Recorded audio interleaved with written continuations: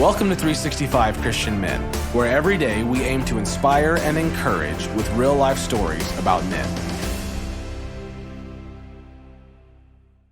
February 26th, John Chrysostom. As a young man, John was severe in rejecting a life of luxury and ease. He spoke the truth plainly and in love, and people hungered for his leadership so much they virtually kidnapped him. A military escort took him to Constantinople, where he reluctantly agreed to be consecrated their bishop. On this date, in 398, John was ordained the Bishop of Constantinople. In that position, he continued speaking out against self-indulgence and sin in the clergy and within the government.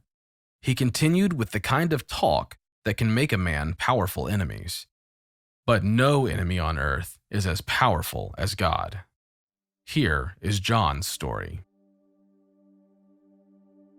Telling the truth may make a man enemies. Holding on to the truth will make a man strong.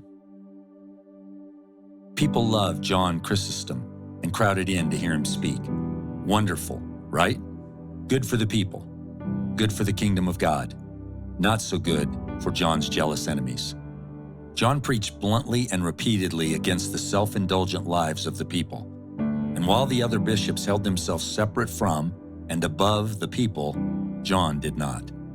Instead of repenting of their self-indulgent ways, the bishops mounted an insidious campaign against John.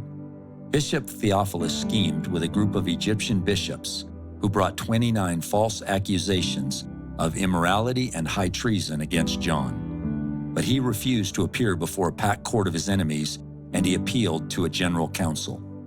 His request was ignored.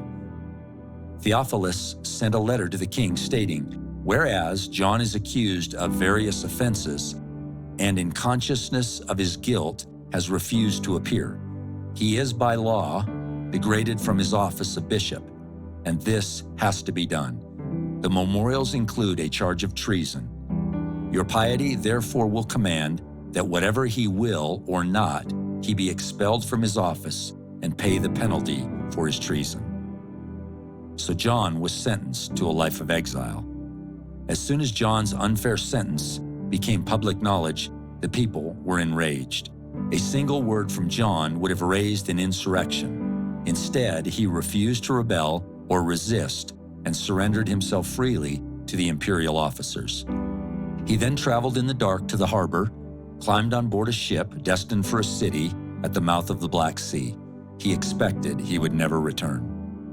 John believed all that had occurred was God's doing, that he was an oak of righteousness, one the Lord had planted.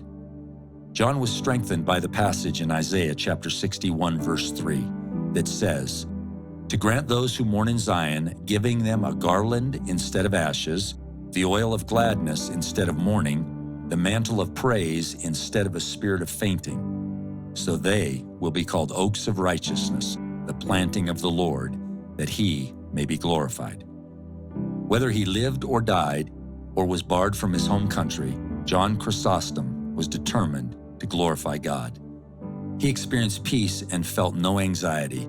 He said, "If Empress Eudoxia wishes to banish me, let her do so. The earth is the Lord's."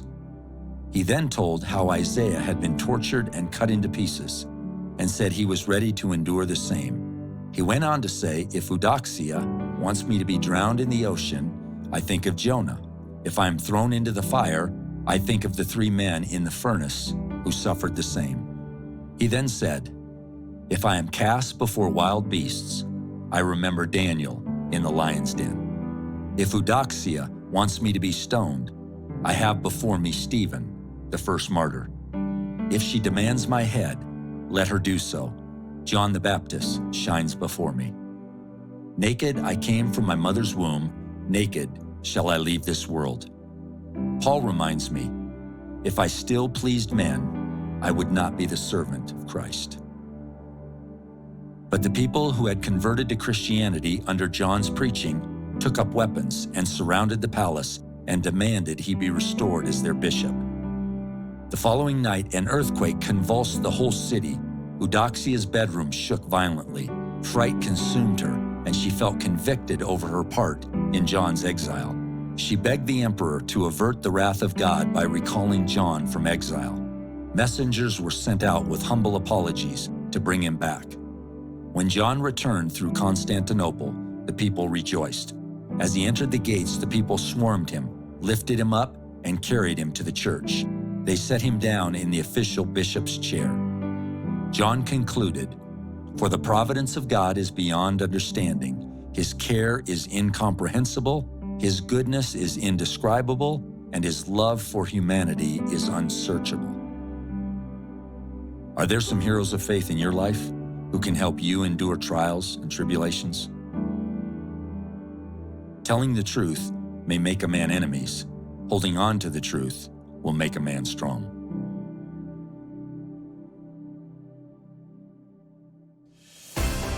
Thank you for listening to today's story.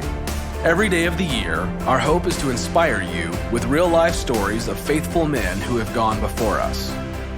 Hebrews 12:1 says, "Therefore, since we are surrounded by so great a cloud of witnesses, let us lay aside every weight and the sin that so easily ensnares us. Let us run with endurance the race that is set before us." Join us tomorrow for another story at 365christianmen.com.